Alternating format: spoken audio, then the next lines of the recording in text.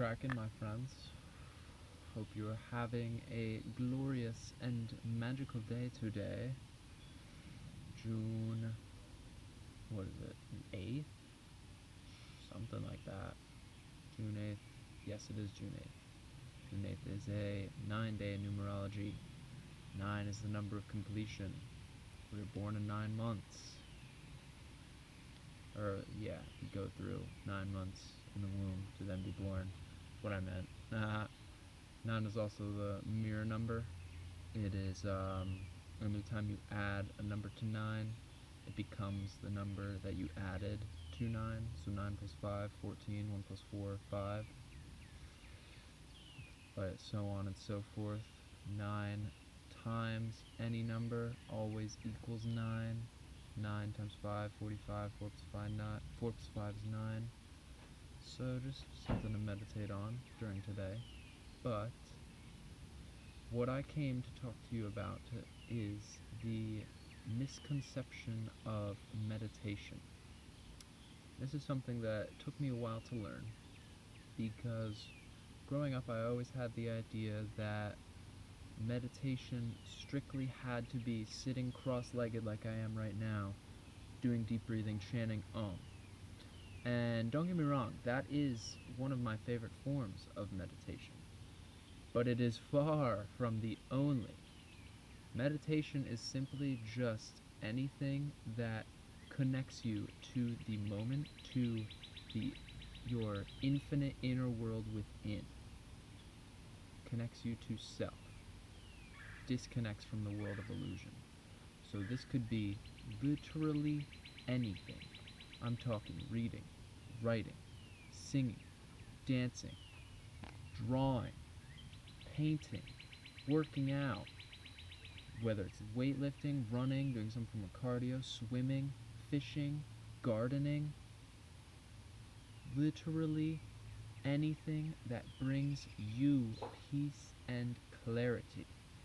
Cooking, anything. So, don't beat yourself up if you're not sitting perfectly still and then you think, oh, I'm not meditating. If you're creatively living and you're doing what your heart tells you to do, you are meditating.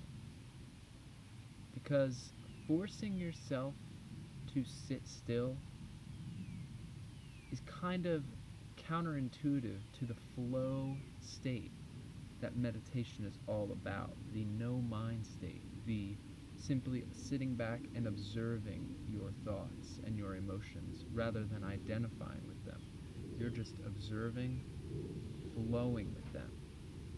So if you think that in order to do this you have to sit still, you have to be doing a certain thing in order to be meditating, then you're kind of losing the entire point behind it, which is to not try, not force, simply be and flow with the flow.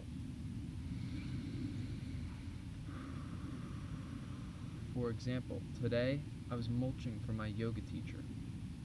During that entire time, I was being conscious of my breath, inhales and exhales, as I'm spreading that mulch, covering each and every section, making sure each flower has its own perfect cover. And I found that to be meditation, because I was not concerned with anything going on in the external world. I was simply exploring the infinite abundance within. I also went on a bike ride today, and every pedal forward as I was standing and observing the beautiful nature around me and the road ahead, taking deep, conscious breaths.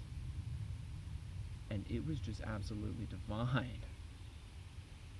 I do think that the one key for meditation is breath. Because when we are one with breath, we are one with spirit. So, making sure that whatever form of meditation you're doing, any of the things I just listed, could be anything beyond that too.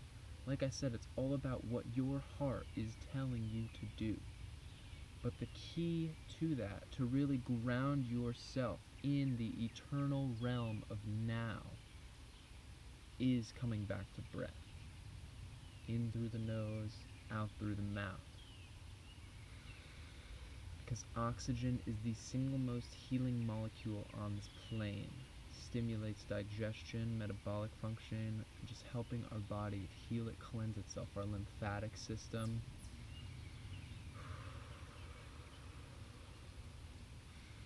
And it's that literally an invisible tether to the spirit realm.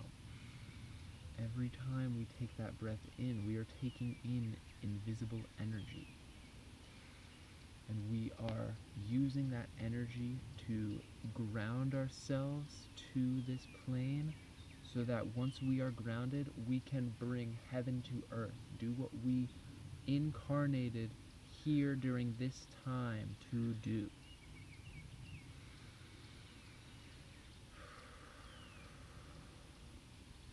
It's funny I said time because a big part about the meditative flow state too, with whatever sort of activity you're doing during that, is losing your perception of space and time.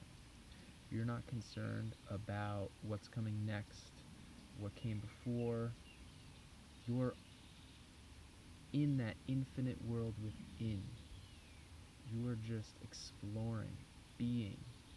You are free, just like we were as a child before we knew the meaning of any word, had any opinion, any sort of structure to our existence. We were as open as a flower, as free-flowing as the ocean, as limitless as the sky, as grounded in being as those trees behind me.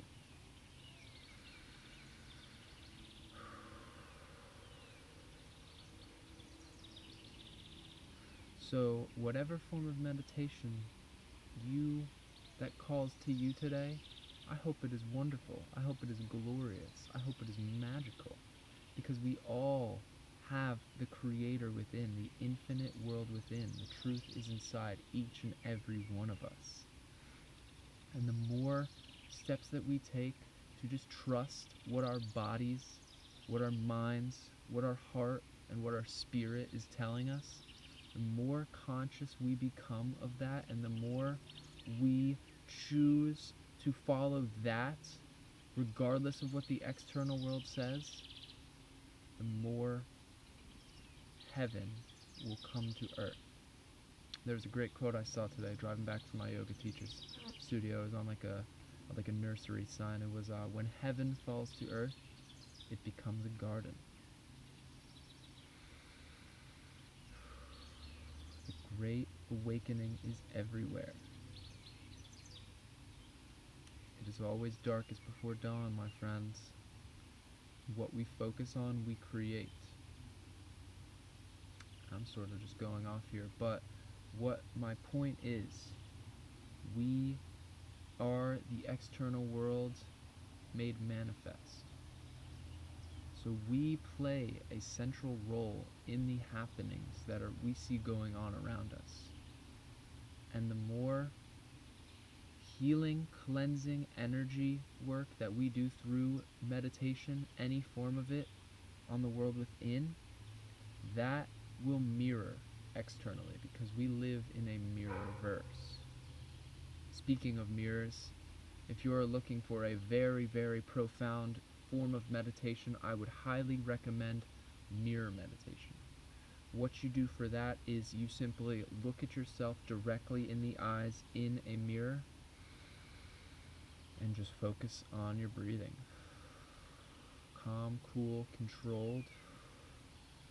And I was actually reading that people who are hiding from things in their internal world cannot look at themselves directly in the eyes for a long period of time, because when you do, it just brings up everything that you have suppressed, that you are hiding and escaping from. We are literally self-reflecting, looking in the mirror. In my experiences doing it, I have gone into the endogenous DMT zone, seeing the flashing lights, the multidimensional shapes, the geometric patterns, simply just through staring directly into my eyes, focusing on breath. It was also during a full moon the last time, so I mean that just sort of amplifies it. But either way, anytime, just look at yourself in the eyes. Recognize the sacred vessel that you are inhabiting right now. All for play. That's what this world is. Life is but a dream. We are here to explore, expand, create.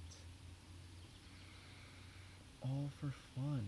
The world is a stage. Life is a song, a movie, a dance, a play. Anything that brings you peace. We reap what we sow. What we put in, we get out. Well, my friends, I hope this has maybe cleared up some of the propaganda about meditation out there, helps you to maybe take a more mindful approach through each and every moment, because meditation, if this is a Thich Nhat Hanh Nyan quote, meditation is the act of offering genuine presence to yourself in every moment. So regardless of what you are doing, no matter what you are doing, you can always offer yourself genuine presence, genuine love, healing energy. And you do not need a new day to restart, only a new mindset.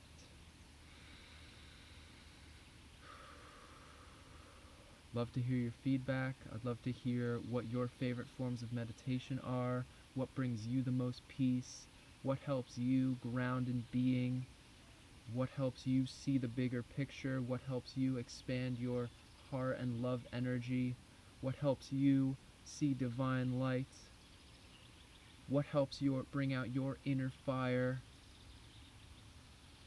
Let me know. Let's ascend together.